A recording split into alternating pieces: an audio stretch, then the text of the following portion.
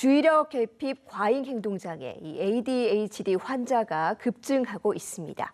이 집중력이 떨어지고 충동적인 성향을 보이는 게 특징인데 지난 2017년부터 2021년 사이 환자 수가 무려 92%나 늘었습니다.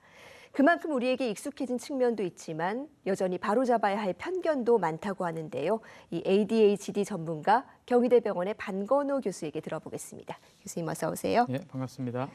예, 먼저 이 ADHD가 정확히 어떤 병인지 짚어볼까요? ADHD라는 용어 자체는 아는 분들이 굉장히 많이 늘었고요. 말씀하신 것처럼 우리말로 하면 주의력 결핍 과잉 행동장애입니다. 그래서 그 진단명처럼 물건도 잘 잃어버리고 또 숙제도 잘 까먹고 그다음에 굉장히 산만한데 에너지는 또 많고 그러다 보니까 이제 교실에서 좀 방해가 되는 행동을 많이 하게 될 수도 있습니다. 그런데 이 주의력 결핍이라는 용어 때문에 이제 부모님들이나 또 사회에서 굉장히 오해를 하는 경우가 많은데 예를 들어서 어머니들이 그런 얘기를 하시죠. 애가 주말에 이렇게 한 12시간 정도 이렇게 그냥 내버려 두면 자기 좋아하는 게임을 계속 할 수 있다는 거죠. 화장실도 안 가고 피파 온라인 게임도 하고 그다음에 메이플 스토리도 하고. 그런데 우리 애가 무슨 집중력이 없느냐라고 하는데 주의력 자체, 집중력 자체가 없다는 건 아니고 필요할 때, 꼭 써야 될 때 사용하지 못하기 때문에 결핍이라는 용어를 쓰는 겁니다. 그래서 예를 들면 우리가 이제 애들이 많이 학습지 같은 걸 많이 하는데 한두 장 하는데 보통 10분이면 다 끝날 수 있는데 마냥 가지고 빈둥빈둥거리다가 이제 한밤중이 되면 엄마가 결국 이제 폭발해서 화를 내게 되는 그런 증상들을 많이 보일 수 있습니다. 예, 그런데 최근에 이 ADHD 환자가 굉장히 급증하고 있습니다. 2017년 대비 2021년에 92.9%나 늘었는데 이유를 뭐라고 보십니까? 늘어나고 있는 건 틀림없습니다. 그런데 이제 이게 지금 우리가 이제 겪고 있는 코비드 상태하고는 좀 다른데요. 코로나 사태는 2020년 전까지는 그런 환자를 본 적이 없는데 그 이후에 갑자기 100만, 200만, 1000만 이렇게 되지 않습니까?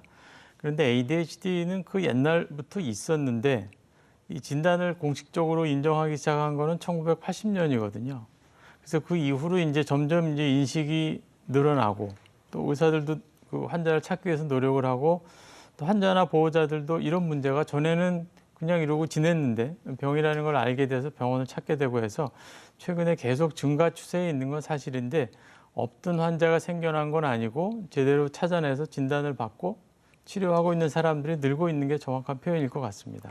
예, 그러니까 환자 자체가 늘었다기보다는 진단을 받는 사람들이 그렇게 되는 것 같습니다. 늘어났다 이렇게 봐야 되겠네요. 그리고 또 이 데이터 중에 눈에 띄는 것이 여성 ADHD 환자가 크게 늘었다는 겁니다. 이런 현상은 어떻게 봐야 할까요? 그거는 사실은 저희 정신과 의사들도 전혀 예상하지 못했던 부분이라서 깜짝 놀라고 있는데요.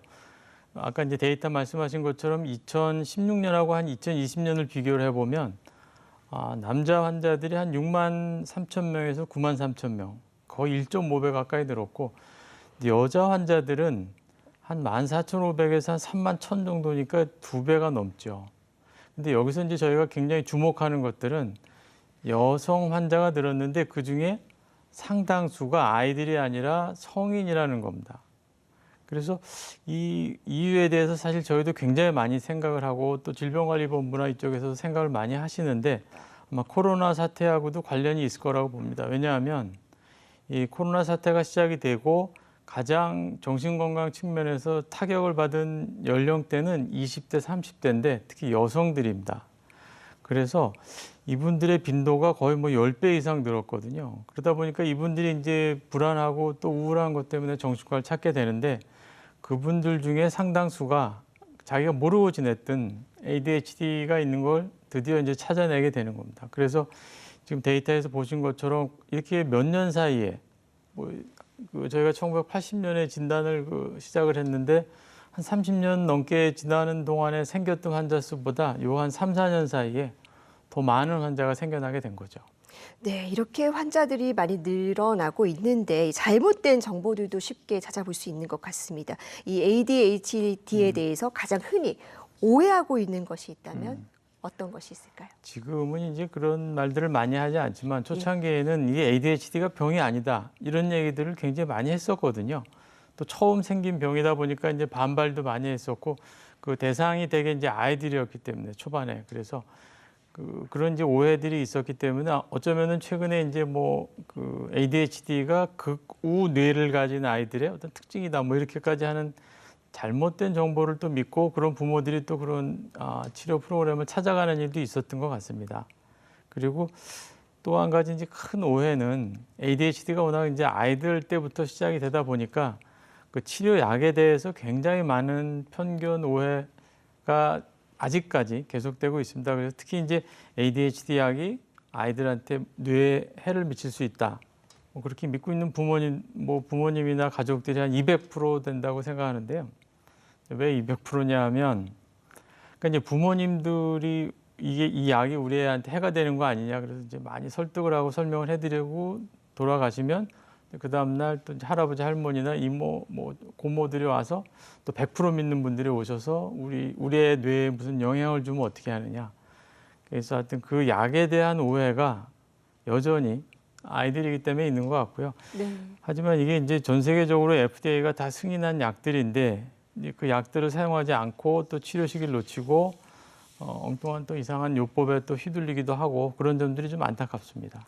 네, 특히 얼마 전에 이른바 이 왕의 DNA 사건으로 예. 굉장히 떠들썩하지 않았습니까? 글쎄요. 이 ADHD 아이들을 극우뇌라고 표현하면서 약을 쓰지 않고도 치료할 수 있다. 뭐 이런 주장이 나오기도 했는데요. 예. 어떻게 보셨습니까?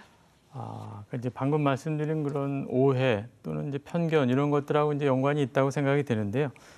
저도 이제 그 연구소에 사실 들어가 보려고 했더니 너무 이렇게 접속자가 많아서 마비가 되어 있습니다. 그래서 자세히 보진 못했는데 그 연구소 설명에서는 사람의 뇌를 한 7가지로 나눕니다. 그래서 극우뇌, 극좌뇌, 그다음에 중간뇌 뭐 이런 식으로 나누는데 이게 사실 의학적으로 규명된 건 없다고 봅니다. 그리고 이제 그분들은 ADHD가 결국은 극우뇌를 가진 사람들의 어떤 특성이다. 그래서 그걸 이제 자기들이 개선할 수 있다 그렇게 얘기하시는데 의학적으로 근거는 없다고 보고요. 현재까지 그런 뇌 영상 연구를 하는 분들이 ADHD 대상으로 뭐 굉장히 오랫동안 연구를 하고 계신데 확실히 ADHD의 문제가 뇌에서 시작이 되는 거는 맞습니다. 그런데 이것을 뭐 극우, 극좌 이렇게 확 나눠서 뇌를 단순하게 이렇게 나눌 수는 없다고 보고요. 또 그분들이 아마 ADHD 가진 애들은 어떤 뭐 왕의 DNA를 갖고 있어서 이제 그것 때문에 사실은 사회적으로 무리도 좀 생기고 했던 것 같은데요. 뭐 과학적인 근거를 찾기는 어려울 것 같고요. 아마 억지로 그분들의 주장을 좀 이해하려고 노력을 해서 생각을 한다면 그 아이들이 너무 이렇게 바깥 생활이나 가정에서 이제 위축되지 않게 좀 해주자는 취지라고 생각은 되는데 근데 아이들은 오히려 사랑을 주기도 하지만 결국은 적절한 통제나 자기 절제를 가르쳐 줄 필요가 있기 때문에요. 뭐 왕처럼 그리고 또 왕들이 그렇게 다 자기 마음대로 살았을 것 같지는 않습니다. 그렇죠. 예. 네. 어쨌든 이 의학적 치료의 효과가 굉장히 잘 나타나는 병이고 이 애정어린 관심 속에 적절한 교육이 더해진다면 반드시 완치할 수 있다. 많은 그렇게 분들이 꼭 믿습니다. 기억해 주시면 좋겠습니다. 교수님 오늘 말씀 잘 들었습니다. 네, 감사합니다. 감사합니다.